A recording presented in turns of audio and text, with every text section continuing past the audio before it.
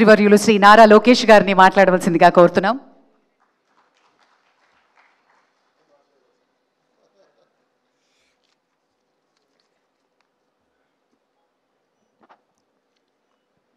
వేదికమైన ఉన్న పెద్దలందరికీ, అదేవిధంగా ఈ కార్యక్రమానికి విచ్చేసిన ప్రతినిధులందరికీ పేరు పేరున నా హృదయపూర్వక నమస్కారాలు. ఈరోజు బాలయ్యబాబు గారి అల్లుడుగానో లేదంటే ఆంధ్ర రాష్ట్ర మంత్రిగానో ఏ పాత్ర ఈరోజు నేను వహించాలో నాకు అర్థం అవని పరిస్థితి.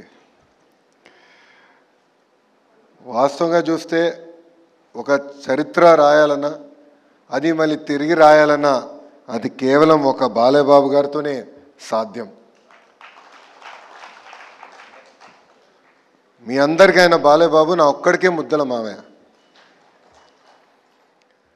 50 సంవత్సరాలు సినిమా రంగంలో, అదేవిధంగా రాజకీయాల్లో కూడా ఒక ప్రత్యేక స్థానం సాధించుకున్న వ్యక్తి బాలయ్యబాబు గారు. ఒకసారి చూస్తే ఒక మాస్ మహారాజా అన్న పదాన్ని తిరిగి రాసిన వ్యక్తి మన బాలయ్యబాబు గారు. హీరోస్ అందరికీ ఫ్యాన్స్ ఉంటారు, కానీ మన మాస్ మహారాజాకి మటుకు డైహార్డ్ ఫ్యాన్స్ అనేవారు ఉంటారు.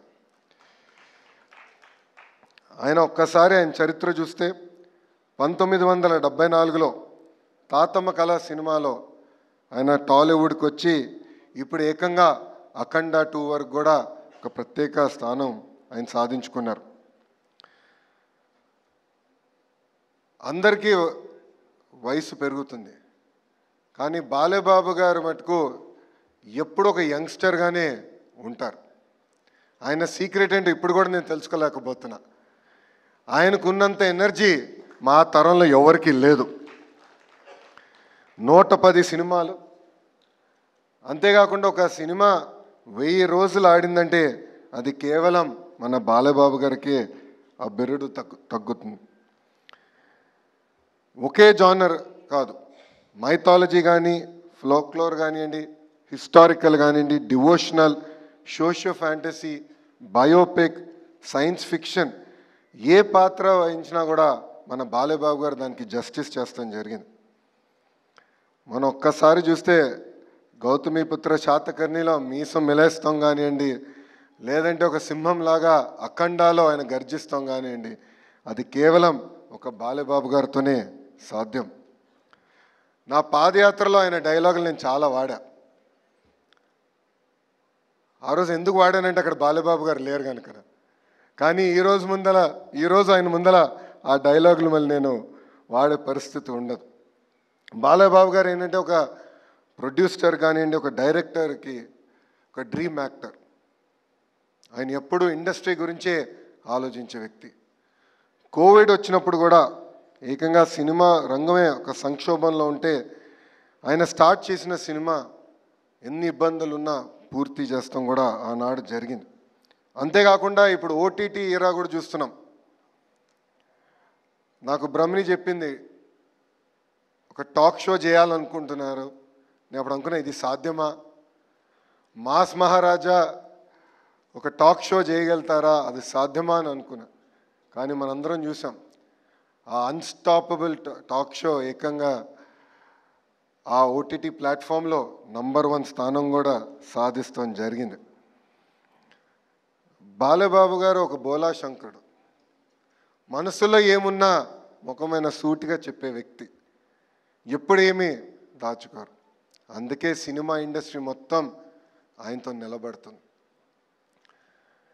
బాలయ్యబాబు గారు జర్నీ చూస్తే ఒక స్ట్రైట్ లైన్ కాదు, అప్స్ ఉన్నాయి, డౌన్స్ ఉన్నాయి. కానీ ఆయన డౌన్ని ఎప్పుడు అప్ ఎట్లయితే ప్రవర్తిస్తారో అట్టనే తీసుకున్న వ్యక్తి మన బాలయ్య. 50 సంవత్సరాలు చాలా కష్టపడ్డారు.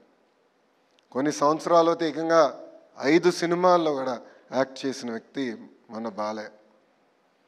సో చరిత్ర రాయాలన్నా, తిరిగి రాయాలన్నా కేవలం మన బాలయ్యబాబు గారితోనే సాధ్యం. అంతేకాకుండా ఆయనలో ఉన్న హ్యూమనిజం కూడా నేను చెప్పాల్సిన అవసరం ఉంది. బసవతారకం క్యాన్సర్ ఇన్స్టిట్యూట్ ద్వారా అనేక సేవలు అందిస్తంతో పాటు ప్రజలు ఎప్పుడు ఇబ్బంది ఉన్నా వాళ్ళకి అండగా నిలబడిన వ్యక్తి మన బాలయ్య. గతంలో వరదలు వచ్చిన సమయంలో అటు తెలంగాణ కానివ్వండి, ఆంధ్ర రాష్ట్రానికి 5 లక్షల రూపాయలు సీఎం సహాయ నిధికి ఆర్థిక సహాయం చేస్తాం కానివ్వండి, కోవిడ్ సమయంలో కూడా ఆనాడు 25 లక్షల రూపాయలు ఆయన అందిస్తాం కూడా ఆయనలో ఉన్న హ్యూమనిజం బయట పెడుతుంది. నిజంగానే ఇలాంటి వ్యక్తి సినిమా ఇండస్ట్రీలో లేరని నేను బలంగా భావిస్తున్నా. బాలయ్య బాబు అనే వ్యక్తి ట్రూలీ అన్స్టాపబుల్. అందుకే ఈరోజు world book of records UK ఏకంగా 50 సంవత్సరాలు ఒక లీడ్ యాక్టర్గా యాక్ట్ చేసిన ఏకైక మన బాలయ్యకి అవార్డు ఇస్తాం.